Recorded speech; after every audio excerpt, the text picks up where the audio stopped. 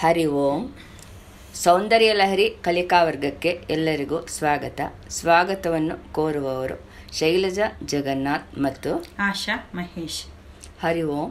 ಈಗ ನಾವು 80ನೇ ಶ್ಲೋಕವನ್ನು ಕಲಿಯೋಣ.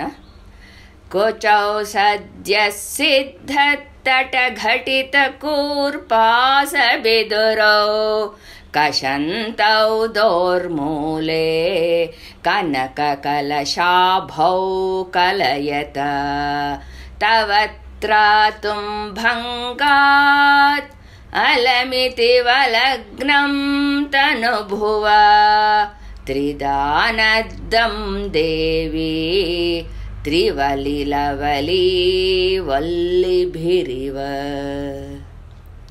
ಕೋಚೌ ಸದ್ಯ ಸಿದ್ಧ್ಯ ಕುಚೌ ಸದ್ಯ ಸಿದ್ಧ್ಯ ಥಟ ಘಟಿತ ಕೂರ್ಪಾಸ ಬಿದುರೌ ಥಟ ಘಟಿತ ಕೂರ್ಪಾಸ ಬಿದುರೌ ಕಶಂತೌ ದೋರ್ಮೂಲೆ ಕಶಂತೌ ದೋರ್ಮೂಲೆ ಕನಕ ಕಲಶಾಭೌ ಕಲಯತ ಕನಕ ಕಲಶಾಭೌ ಕಲಯತ ತವತ್ರಾತುಂ ಭಂಗಾತ್ ತವತ್ರಾತುಂ ಭಂಗಾತ್ ಅಲಮಿತಿ ವಲಗ್ನಂ ತನುಭುವ ಅಲಮಿತಿ ವಲಗ್ನಂ ತನುಭುವ ತ್ರಿದಾನದ್ದಂ ದೇವಿ ತ್ರಿದಾನದ್ದಂ ದೇವಿ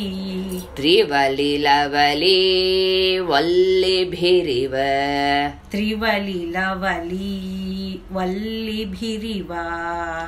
ಕೋಚೌ ಸದ್ಯ. ಹರಿ ಓಂ. ಇಲ್ಲಿ ಕೂಡ ಅಷ್ಟೇ ಮೊದಲನೆಯ ಸಾಲು ಕುಚೌ ಸದ್ಯ ಸಿದ್ಧ ತಟಘಟಿತ ಕೂರ್ಪಾಸ ಬಿದುರೌ, ಇದೊಂದು ಸಾಲು ಒಟ್ಟಿಗೆ ಹೇಳಬೇಕು. ಕೋಚೌ ಸದ್ಯ ಸಿದ್ಧ ತಟಘಟಿತ ಕೂರ್ಪಾಸ ಬಿದುರೌ ಕುಚೌ ಸದ್ಯ ಸ್ವಿದ್ಯ ತಟಘಟಿತ ಕೂರ್ಪಾಸ ಬಿದುರೌ ಕಶಂತೌ ದೋರ್ಮೂಲೆ ಕನಕ ಕಲಶಾಭೌ ಕಲಯತ ಕಶಂತೌ ದೋರ್ಮೂಲೆ ಕನಕ ಕಲಶಾಭೌ ಕಲಯತ ತವತ್ರಾತುಂ ಭಂಗಾತ್ ಅಲಮಿತಿ ವಲಗ್ನಂ ತನುಭುವ ತವತ್ರಾತುಂ ಭಂಗಾತ್ ಅಲಮಿತಿ ವಲಗ್ನಂ ತನುಭುವ ತ್ರಿದಾನದ್ದಂ ದೇವಿ ತ್ರಿವಲಿಲವಲಿ ವಲ್ಲಿಭಿರಿವ ತ್ರಿದಾನದ್ದಂ ದೇವಿ ತ್ರಿವಲಿಲವಲಿ ವಲ್ಲಿಭಿರಿವ.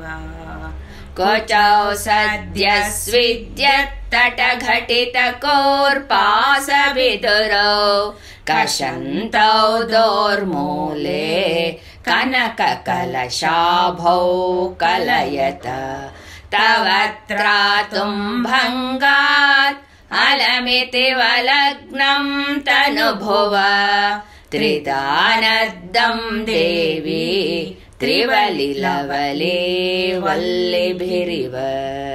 ಹರಿ ಓಂ. 80ನೇ ಶ್ಲೋಕದ ಭಾವಾರ್ಥ ಹೀಗಿದೆ.